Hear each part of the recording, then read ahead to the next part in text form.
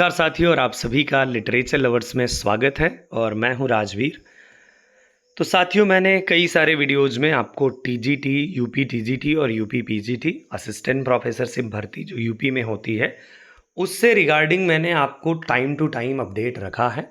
आज की अपडेट पर बात करते हैं, लेकिन आज की अपडेट से पहले पिछले वीडियो में जो मैंने कहा था उस पर थोड़ा सा निगाह कर लेते हैं। देखिए, पिछली वीडियो में मैंने ये बात कही थी कि जो आयोग की अध्यक्ष हैं कीर्ति पांडे जी, तो उन्होंने क्या किया है कि उन्होंने आदेशित किया है कि 10 दिनों के भीतर एग्ज़ाम का जो कार्यक्रम है या कैलेंडर है वो तैयार किया जाए। इसके बाद वो कैलेंडर आएगा, बाकी फिर स्वीकृति मिलेगी, कौन सा एग्ज़ाम कब होगा, मतलब कैलेंडर आने में भी काफ़ी अभी समय लग सकता है। दूसरी बातों पर अगर मैं फोकस करूं तो अभी कौन कौन से काम हैं जो आयोग के होना बाकी है, जैसे कि परीक्षा नियंत्रक का चयन, परीक्षा नियंत्रक को नियुक्त किया जाना, एक काम ये बाकी है। दूसरा काम ऐसा कौन सा है जो बाकी है अभी, तो दूसरा काम जो बाकी है वो ये है कि नई नियमावली के हिसाब से ये भर्तियां होने वाली हैं, तो नई नियमावली का बनना। तीसरी बात यह है कि वेबसाइट बनेगी, लोगो डिज़ाइन होगा। कुल मिलाकर के ऐसे ही छोटे छोटे काम, जैसे परीक्षा कौन सी एजेंसी करवाएगी, कौन प्रश्न पत्र बनाएगा, ये सारी चीज़ों को लेकर के अभी समय लगेगा कुल मिलाकर के, क्योंकि ये सारी चीज़ें होनी है, इसके बिना आपकी परीक्षा हो नहीं सकती। तो कुल मिलाकर के समय अभी लगने वाला है। और अध्यक्ष का कहना ही है, माननीय कीर्ति पांडे जी का, कि परीक्षा जो होगी वो नई गाइडलाइन के अनुरूप होगी। और ऐसा क्यों?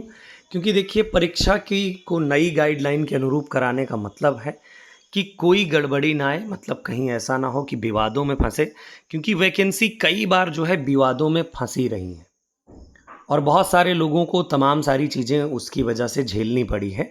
तो इन चीज़ों को ध्यान में रखते हुए अभी प्रोसेस चल रही है। तो देखिए, जो भी विद्यार्थी इस परीक्षा की तैयारी कर रहे हैं उन विद्यार्थियों से मेरा निवेदन यही है कि देखिए, तैयारी आपको करते रहना है। बाकी इसमें समय लगने वाला है, 2025 तक हम लोग पहुंच सकते हैं।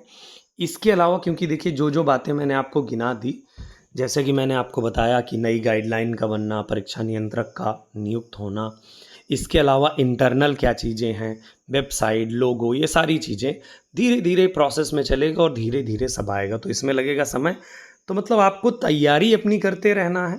अब रही बात कि देखिए, बहुत सारे यूट्यूब पर वीडियोज़ आते हैं, वैकेंसी आ गई, नए पुराने नोटिफिकेशन को उठा के ही डिस्कस कर दिया, नया बैच लॉन्च हो गया। देखिए, मैं यहाँ पर भरोसा करता हूँ कि जब तक हमारे पास ऑफिशियल कोई पुख्ता न्यूज़ नहीं है तब तक किसी चीज़ को डायरेक्टली कह पाना मुश्किल है, क्योंकि क्या हो सकता है क्या नहीं हो सकता वो चीज़ें अलग हैं।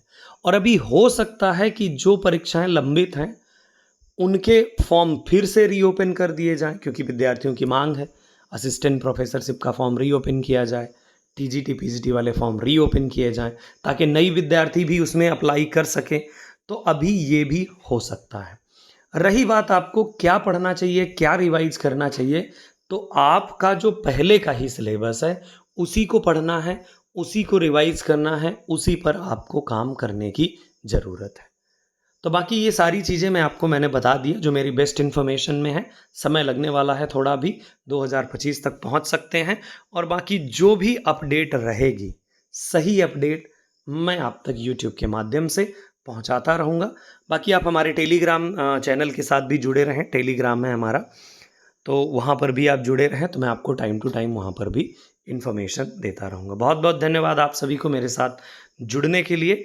मिलूंगा अगले वीडियोज़ में, तब तक के लिए नमस्कार, जय हिंद,